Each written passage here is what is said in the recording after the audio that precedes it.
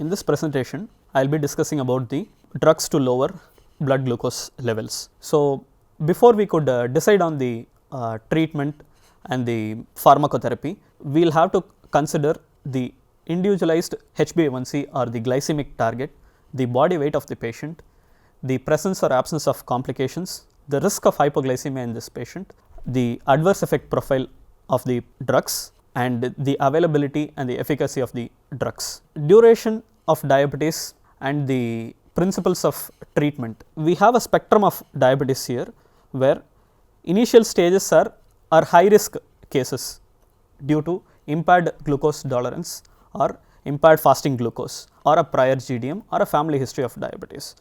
So, in these scenarios, pharmacotherapy may not be required, and there is a phase where there is undiagnosed diabetes. After that, the phase of early diabetes, most of it is less than 10 years, and long duration diabetes more than 10 years duration. So, in this scenario, we have a group of patients with early diabetes and a group of patients with longer duration of diabetes. Accordingly, the goal of HbA1c control varies. With the patients with early diabetes, we tend to have a lower goal, that is less than 7%, and patients with longer duration of diabetes, we have a slightly relaxed HbA1c goal, that is 7 to 8%. In the early diabetes group, we tend to have an intensive therapy with treatment of hypertension, dyslipidemia, lifestyle modification with stopping of tobacco consumption, screening for complications at the early stage, retinopathy, diabetic nephropathy. With regard to the group with longer duration of diabetes, predominantly our goal is to limit the damage without an push for intensive therapy. Here, management would include, apart from diabetes control, we should control hypertension, management of retinopathy, renal complication, and coronary artery disease. So, regarding the goals for diabetes management, glycemic goals, HbA1c, the standard target is less than 7%. Some patients we may tend to have a more stringent target with less than 6.5%. Certain patients who are frail, patients who have had severe hypoglycemia or having advanced microvascular or macrovascular complications and limited life expectancy, we tend to have a generally lower HbA1c targets, that is 8%. Preprandial blood glucose 80 to 130 and a postprandial blood glucose less than 180 milligram per deciliter. So, according to the few criteria, we decide how much stringency is required in HbA1c control. Usually, patients who have evidence of risk for hypoglycemia and other drug related adverse events, we tend to have less stringent HbA1c control.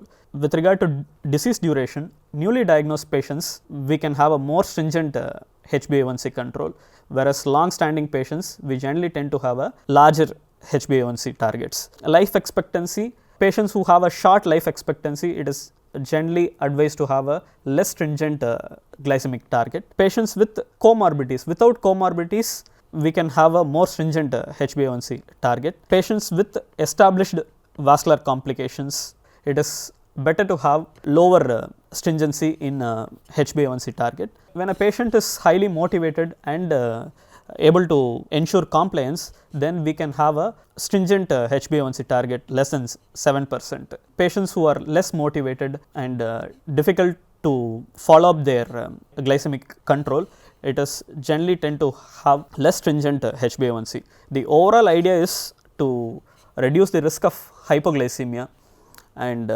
reducing the number of drug intake in such patients. So, with regard to the treatment plans to be initiated in a patient diagnosed with diabetes mellitus is lifestyle management, the physical activity, medical nutrition therapy, pharmacologic therapy with regard to glucose lowering, pharmacotherapy for treatment of comorbidities, and referral for health education and other management of complications. So, we have a few pharmacologic regimens.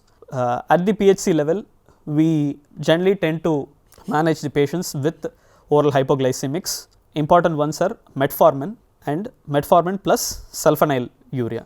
Some patients may require insulin therapy. In such cases, they may have to be referred to a higher center for initial management, and subsequently patients may be managed at the PHC level along with OHSAs and basal insulin. So, oral regimens are metformin plus sulfonylurea. Oral plus insulin combinations are metformin plus basal insulin, metformin plus premixed insulin. Insulin regimens, if oral drugs are contraindicated or not tolerated, we have basal insulin, premixed insulin and basal bolus insulin. At the PHC level, we generally tend to use only the oral regimens. Biguanides, that is metformin. I will be discussing the individual drugs. Here, metformin is used as the initial therapy for almost all the patients with newly diagnosed type 2 diabetes. It has the following advantages. It has good glycemic efficacy, absence of weight gain and lower hypoglycemia risk. It is generally tolerable and it has a favorable cost. Important thing is to avoid metformin in patients with nephropathy or hepatic impairment or GI intolerance to metformin. Starting the treatment with metformin, it is started at 500 milligram once daily with the evening meal, and if tolerated, add a second 500 milligram dose with breakfast. The usual requirement is around 500 milligram twice daily after food. This treatment should be initiated along with lifestyle modification. After initiation of treatment, to reassess the patients with fasting blood glucose and 2 hours postprandial blood glucose after a month, and to decide on further glycemic control with the targets less than 130 for fasting and less than 180 for postprandial blood sugar. When you have adequate control with 500 milligram of BD and you have achieved the target of less than 130 fasting and less than 180 FBS, it is advised to continue metformin at the same dose and to review every 3 months. If the control is not adequate, it is necessary to increase the dose of metformin slowly to a maximum of 2550 milligram per day. This is the maximum dose. So, we have a scenario with regard to initiation of treatment with OHA. A 57-year-old obese female came with the following blood sugar results obtained during her regular health checkup elsewhere.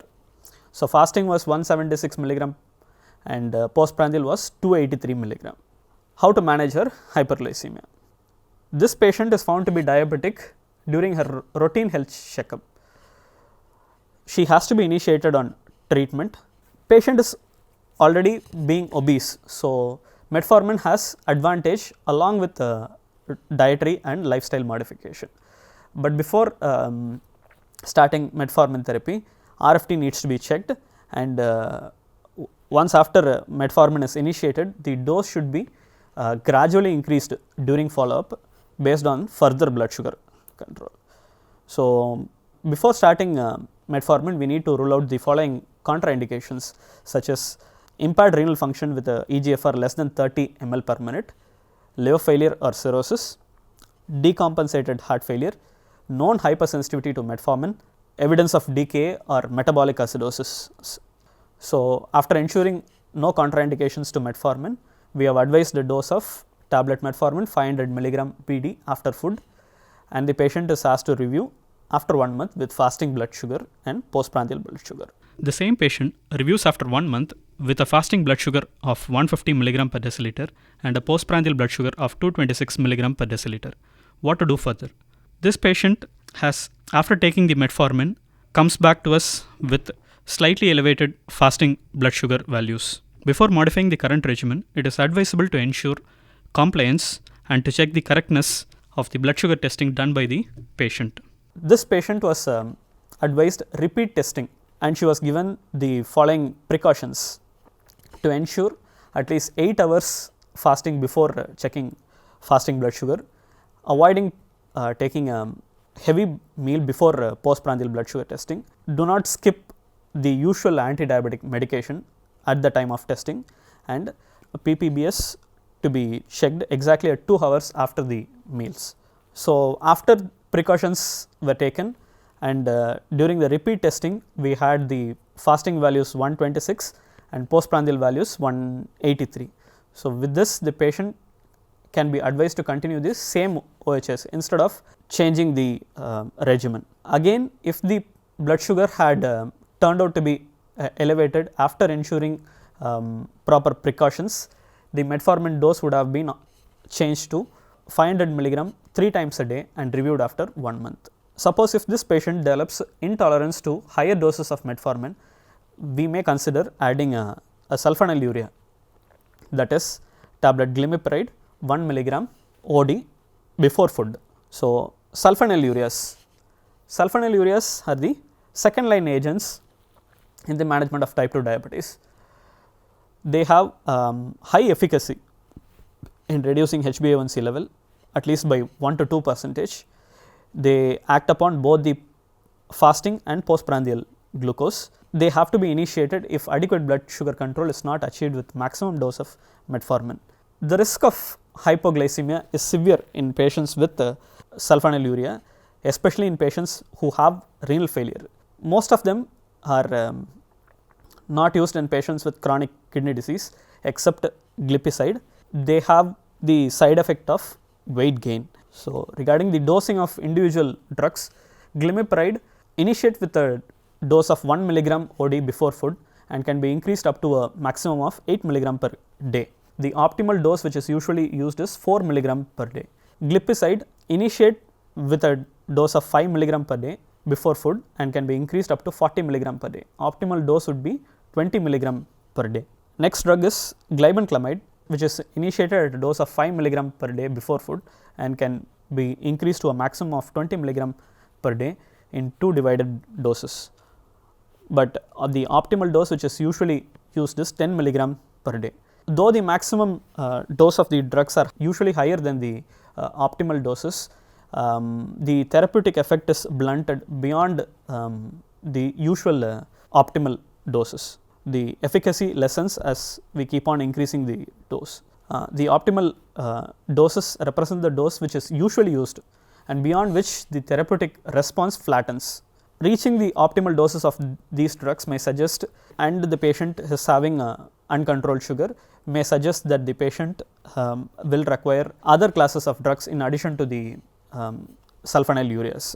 Here we have a patient who is 60-year-old male diabetic on metformin 1 gram, 500 mg and 1 gram, came with a blood sugar value of fasting 189 and postprandial 301 milligram percentage.